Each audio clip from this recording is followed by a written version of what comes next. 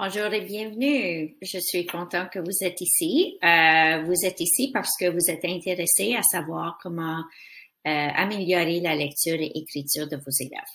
Alors, je suis ici pour vous aider avec ça. Je m'appelle Michelle Courville et je suis la conseillère de français langue seconde au Conseil de Durham catholique. Alors,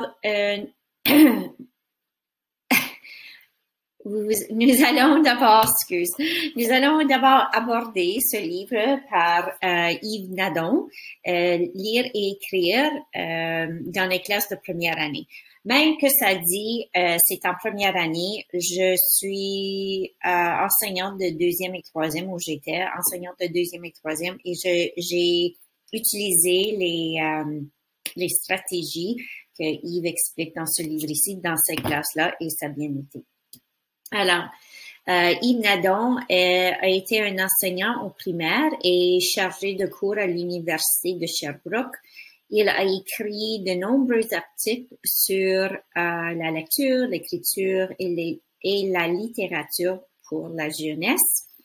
En plus, il anime des ateliers et donne des conférences sur la littératie au Canada et en Europe. C'est alors que nous allons aborder ce livre qui décrit bien les méthodes dont Yves a appliquées comme pratique d'enseignement. Pourtant, il y a tellement d'informations pratiques dans ce livre que j'ai osé de tout faire sur une vidéo, mais cela s'est avéré beaucoup trop long et donc, afin de respecter le peu de temps que vous avez, j'ai décidé effectivement de le faire en deux parties. Alors, d'abord, cette première partie se concentre sur la lecture et la deuxième partie se concentre sur l'écriture. Et cela dit, commençons.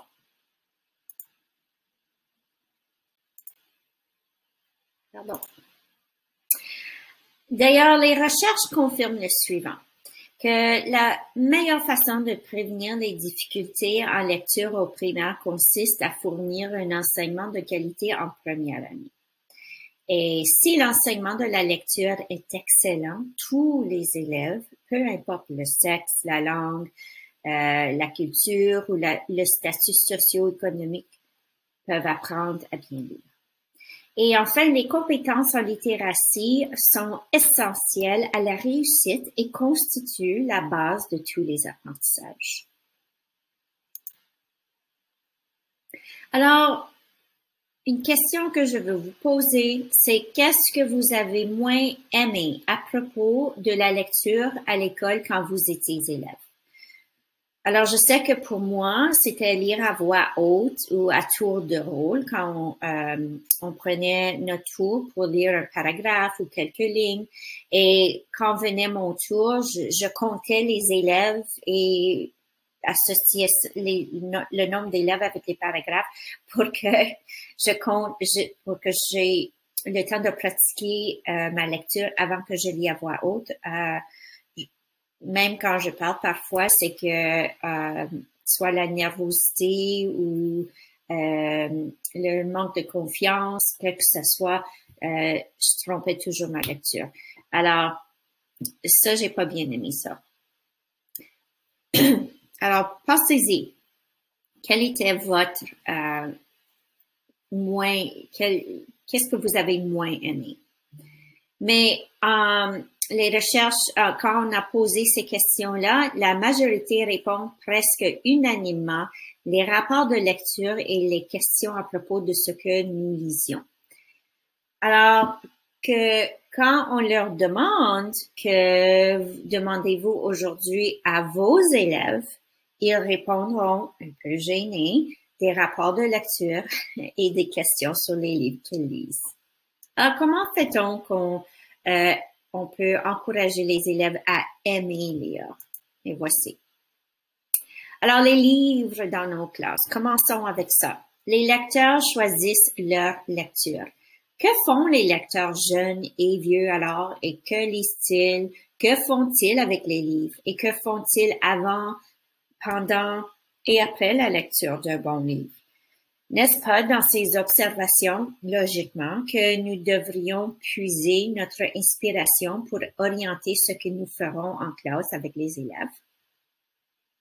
Quand nous prenons un livre que nous commençons, on regarde la couverture, le résumé en arrière, on feuille à travers le livre pour voir si ce livre nous intéresse. Ben, c'est la même chose avec nos élèves.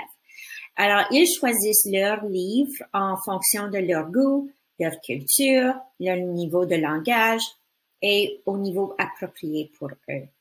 Alors, des vrais livres, d'après tout, c'est ce qu'il nous faut.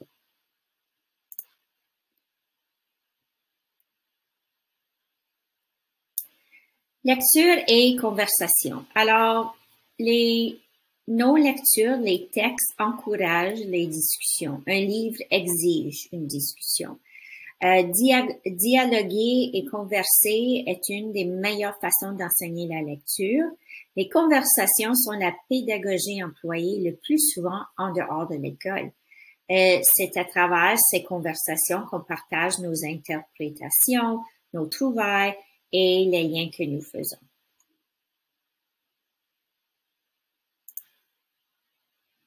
Alors, selon Yves Nadon, il parle de 3 paliers de lecture.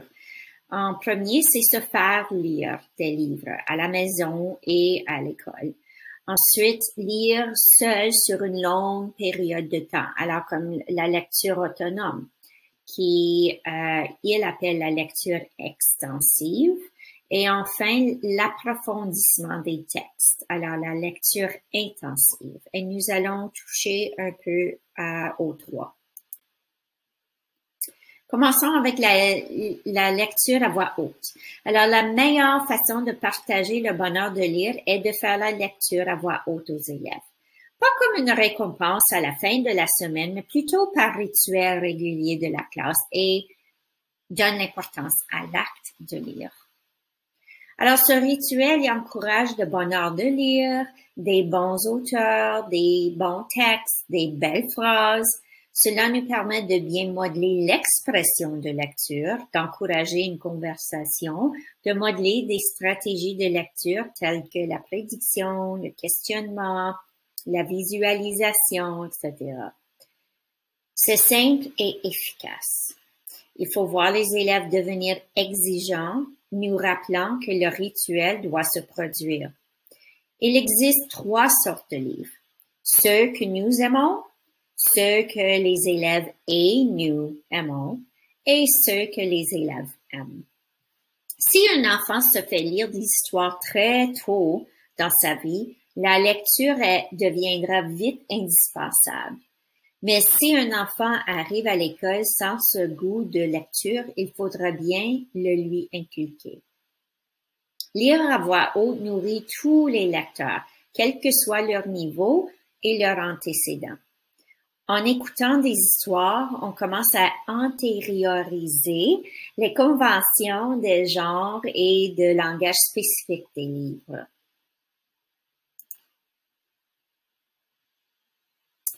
La lecture extensive ou la lecture autonome, notre expérience scolaire semble nous empêcher de nous contenter de laisser lire les enfants sans toujours intervenir et demander des comptes.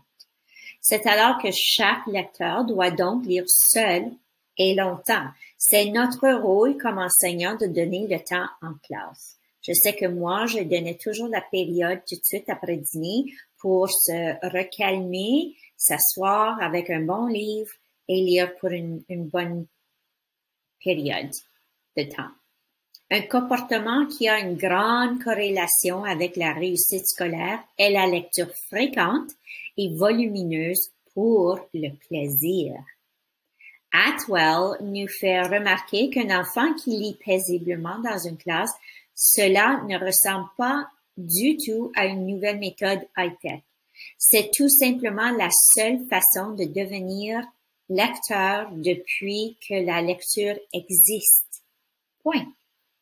Même aujourd'hui, des élèves agités à la récréation jouant hier soir à leurs jeux vidéo est perdu dans leur livre ce matin.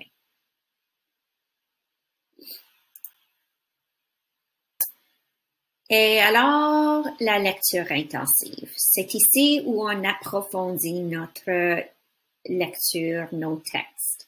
Ces lectures sont souvent en forme de cercle littéraire ou analyse de texte, là où on discute le ton de l'histoire, comment le temps s'écoule, l'endroit, comment les personnages grandissent et interagissent, la structure narrative, le point de vue utilisé et le choix de mots, et comment le tout influence la compréhension que nous aurons de cette histoire. Et plus que nous avons ces conversations riches, plus nos élèves deviendront des lecteurs mûrs.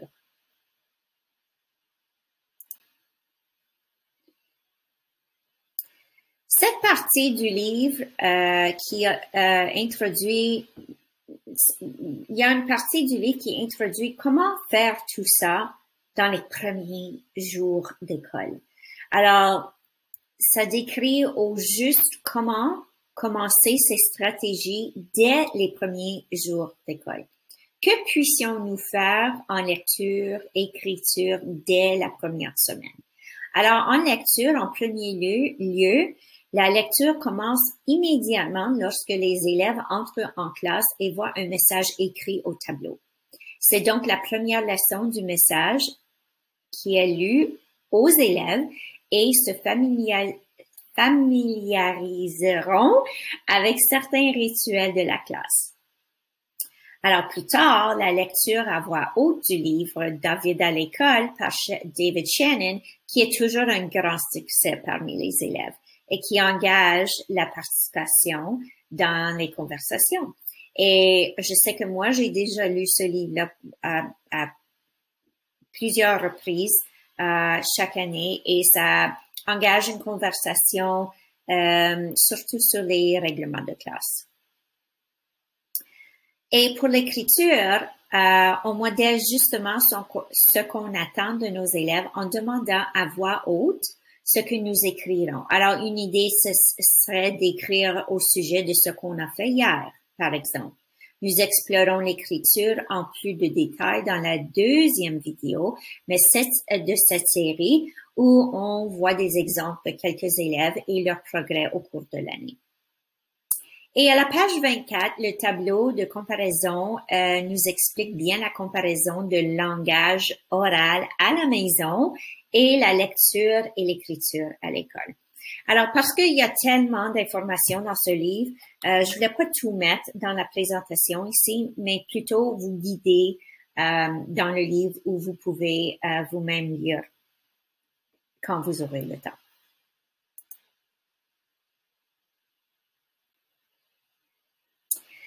Maintenant, Yves parle aussi de la lecture guidée et l'analyse de méprise en route. Alors, l'analyse de méprise, dans notre conseil, nous utilisons la trousse d'évaluation GB+. Nous avons eu un atelier mi-octobre à ce sujet que nous avons enregistré et vous la trouverez dans notre plateforme Streams sous l'étiquette intitulée FSL PD. D'abord, ici, dans le livre, Yves Nadon explique l'importance de l'écoute active d'un élève lorsqu'il lit. Alors, c'est ici où nous apprenons comment, comme enseignants, les stratégies utilisées par nos élèves ainsi que leur progrès. Alors, ceci prend du temps et un peu de préparation, mais dans notre conseil, il est suggéré que nous faisons l'analyse formelle de lecture 3 fois par année. Alors, d'habitude, en première année, c'est seulement 2 fois, en janvier et juin. Tous les autres années, c'est en septembre, janvier, février, environ là, et mai, juin.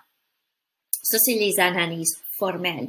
Mais il faut certainement toujours faire l'évaluation par hasard à travers l'année, plusieurs fois, à plusieurs reprises, au cours de l'année, afin d'observer le progrès leur progrès et les lacunes aussi de nos élèves. C'est comment ça nous guide nos enseignements. La lecture guidée, à la page 66 à 74, vous allez voir un tableau qui montre 4 types de lecteurs et qui décrit ces 4 types-là. Mais en fait, un type de lecteur, c'est un lecteur apprenti. Ensuite, on a un lecteur débutant. Ensuite, un lecteur en transition et enfin un lecteur aisé. Alors, quand on connaît les forces de nos élèves et qu'ils sont rendus autonomes, ceci nous permet d'enseigner de façon directe ce que certains ont besoin de savoir. Alors, on peut former des groupes homogènes et dynamiques de 3 à 5 élèves qui travaillent avec nous pour une quinzaine de minutes. D'abord, on dit homogène parce qu'on enseigne une stratégie, ce dont ils ont besoin. Et on dit dynamique car les groupes changent au cours de l'année lorsqu'ils progressent. Yves continue aussi à expliquer ce que font les élèves pendant ces rencontres guidées. Et vous allez trouver ça à la page 73. Il explique aussi son système de sac de lecture que moi j'ai impliqué dans ma classe aussi. Et ça fonctionnait très, très bien. Yves Nadon déclare que les livres qui sont choisis pour les sacs de lecture ne sont ni trop difficiles, ni trop faciles quand ils lisent tout seuls. Ces livres doivent être juste parfaits avec un degré de difficulté commençant à 95% de mots bien lus. Si on prend l'analogie que les élèves ne peuvent pas prendre le vélo de leur père pour apprendre à pédaler, parce que le vélo est simplement trop grand. Pourtant, ils ont besoin d'un vélo à une taille appropriée pour eux. Les sacs de lecture sont pareils. Ils sont personnalisés pour chaque élève basés sur les analyses de lecture, leur intérêt, les observations et discussions. Et ça termine notre atelier. Alors, je vous invite maintenant à visionner la deuxième partie de cette série portant sur l'écriture. J'espère que vous avez bien aimé ce film, cette vidéo, et que je vous en prie d'aller dans le livre et d'en vous informer encore plus. Il y a beaucoup d'idées et plus précis aussi. Cette vidéo est seulement un survol, mais je voulais vous le porter attention à ce document que je trouvais très utile. Alors, au revoir et à la prochaine.